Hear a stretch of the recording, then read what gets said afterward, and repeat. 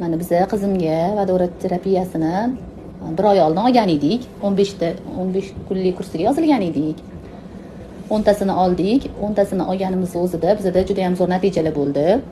Qizimda kuzgi allergiya bor edi, nam havoga, kuzda ochiladigan qaysidir gulga allergiyasi bor edi.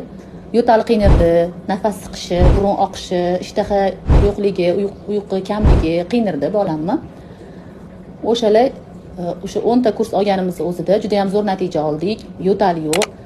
Bolaning immuniteti ko'tarilgan. 3-4 yildan beri shu qiynardi bizani. Shu yo'tal qiynardi, nafas siqish qiynardi bolani. Kechqurun bilan nafas siqib chiqardi, dori bilan uxlardi. Dori ichmasa uxlamasdi bolam.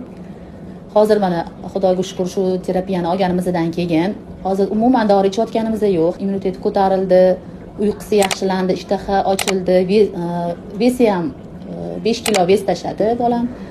Allergiyasi bor insonlar qiynalib yurmasdan olishni tavsiya qilaman. Juda ham zo'r natija oldik biz.